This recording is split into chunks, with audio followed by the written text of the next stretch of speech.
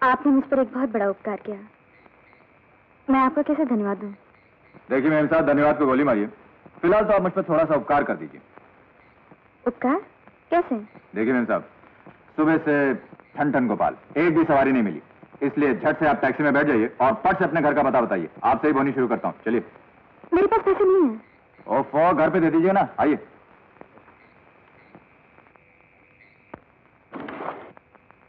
आइए। सुनिए,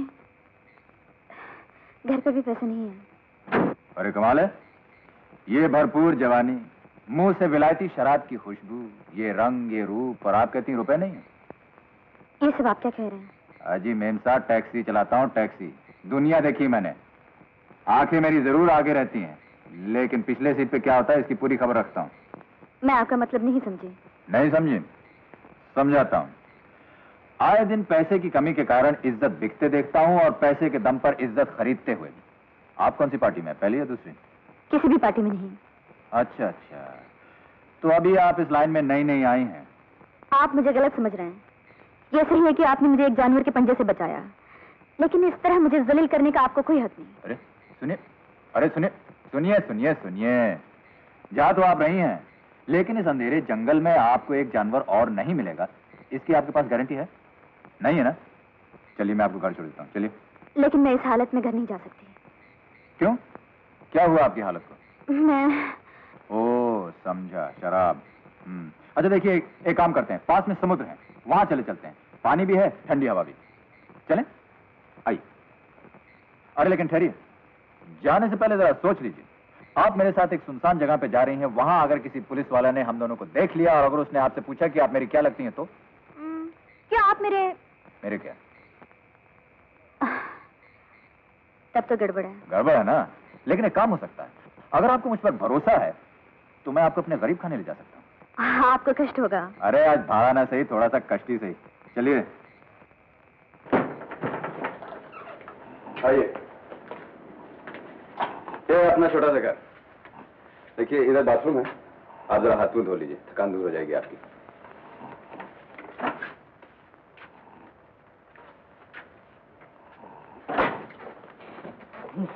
तोड़ दिया ना? क्या? सपना। सपना? अरे सुंदर परी कमरे में आके सीधे बाथरूम में चली गई। जरूर कोई जलपरी होनी चाहिए। अरे तो है।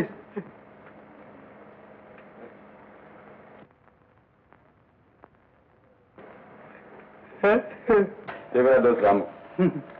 नमस्ते।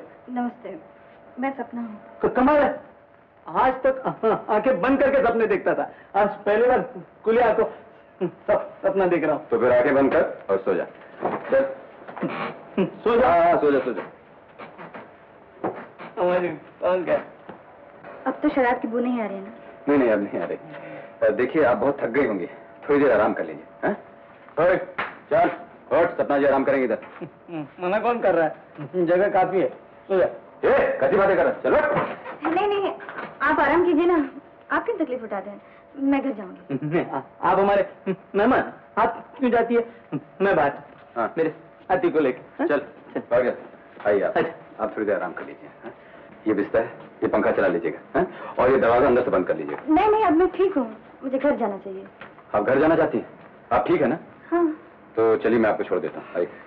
आप क्यों तकलीफ उठाते हैं? मैं अकेली चली जाऊंगी। अरे ये कैसी बातें कर रही हैं आपको मालूम नहीं है? अरे बड़े शहरों में ये 2 पांव के जो जानवर होते हैं ना, इसी समय शिकार खेलने निकलते हैं, इसीलिए मैं आपको अकेले नहीं जाने दे रहा हूँ।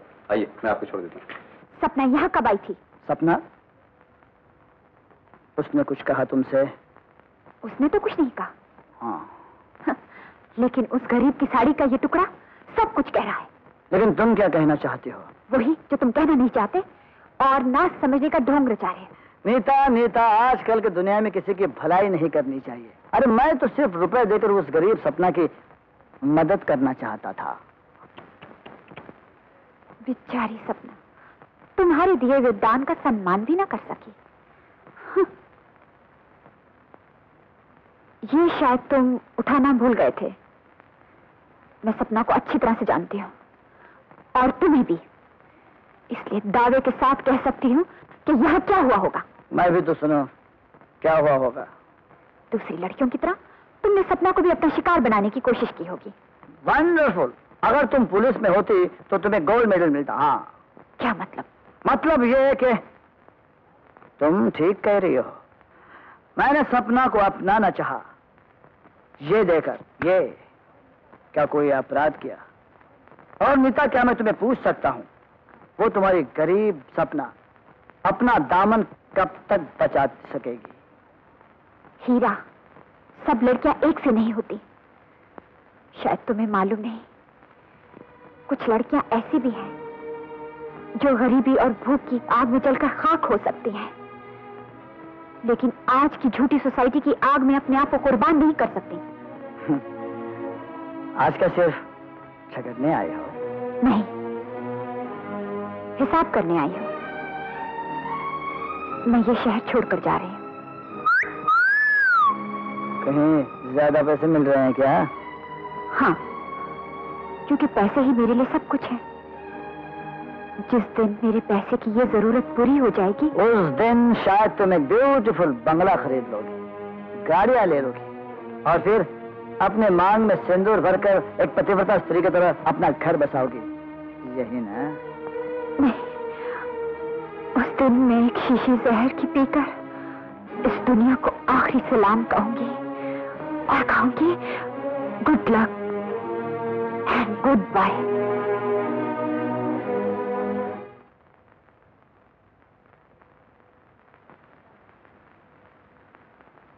क्या सोच रही है बेटी? कुछ नहीं मां। सच बता, क्या बात है? अरे, तू तो रो रही है। मां, ऐसा लगता है हमारी ये गरीबी एक अभिशाप है, एक बहुत बड़ा पाप है। पाप पुण्य की बात मैं नहीं जानती बेटी, लेकिन इतना जानती हूँ, गरीबी से शर्माना, उससे नफरत करना सबसे बड़ा अपराध है। प्यारे भैया, ओ प्यारे भैया, अरे दो प्याला चाय, प्लेट भाजी ला फटाफट, जल्दी। आज चाय भजिया कोर्स नहीं मिलेगा, आज दुकान बंद है। हाँ, दुकान बंद है? हाँ, किस खुशी में? तुम्हारी खुशी में। तुम खुश तो मैं भी खुश। अरे मैं क्यों खुश भाई? हमसे बनते हो। आधी आधी रात को एक सुंदर जवान लड़की को अपने घर में लाते हो, उससे खुशे खुशे बातें करते और पूछते मुझसे हो खुशी किस बात की? किसने कहा तुझे ये सब? एक काले कौए ने। काले कौए ने? हाँ, सुबह सुबह आया था, हकलाता जरूर है लेकिन सच्ची बात सुनाता है। साला रामू गुपचुप सब बता गया तुझे? अरे बड़े खुश नसीब। किस चीज का?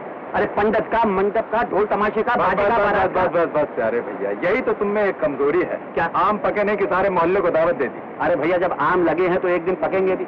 एक बार मुझे उससे मिला दो, ताकि तू अपनी बड़बड़ शुरू कर दे। अरे भाई, तुमने गड़बड़ की है तो मुझे बड़बड़ करनी पड़ेगी।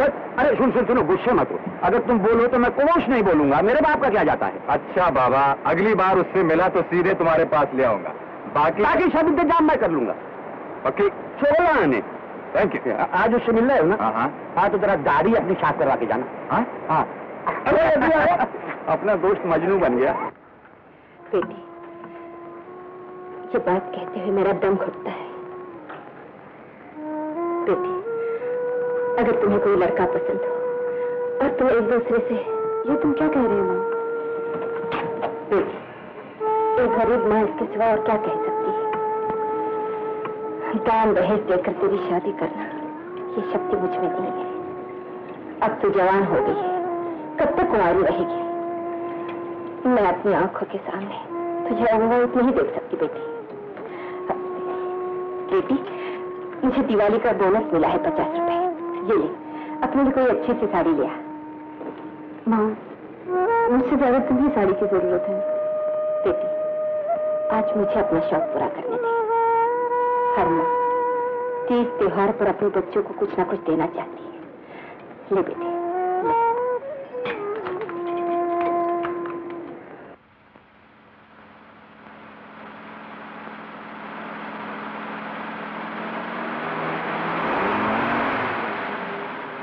टैक्सी चाहिए ना साहब? अरे आप? मैं आप ही के घर आ रही थी। क्या किस्मत है मेरी, लेकिन मुझे ऐसा लग रहा है कि आप झूठ बोल रहे हैं। झूठ क्यों बोलूं? मुझे उस दिन के पैसे नहीं देने क्या? अरे छोड़िए मेन साहब, रात गई बात गई, आज की बात कीजिए ना। आज की बात? अच्छा, तो फिर मीटर डाउन कीजिए, मुझे दादर ले चलिए। ये हुई ना बात। आइए। टैक्सी बंद करो दोस्त, स्ट्राइक शुरू हो गई है। स्ट्राइक? ये देखो मेम साहब, ये भी कोई वक्त है स्ट्राइक करने का? कोई बात नहीं, मैं पैदल चली जाऊंगी। अरे अरे, पैदल जाए आपके दुश्मन मेम साहब, ठहरिए। ये क्या? ये मैं मीटर को घूंघट चढ़ा रहा हूँ। इसी तरह अगर आप खुद थोड़ा सा घूंघट निकाल के मेरी बगल वाली सीट में बैठ जाएंगे ना, तो सारा मामला फिट हो जाएगा। लेकिन ये सब क्यों? इसलिए कि स्ट्राइक है। आपको घूंघट में देखकर लोग या तो आपको मेरी घरवाली समझेंगे या फिर दोस्त। उसके बाद दादर तो क्या, सारी दुनिया की सैर कर दूंगा। मेम साहब आइए आइए आइए आइए, बैठिए। हाँ, थोड़ा सा घूंघट निकाल लीजिएगा। ये थोड़ा सा घूंघट निकाल लीजिए मेम साहब।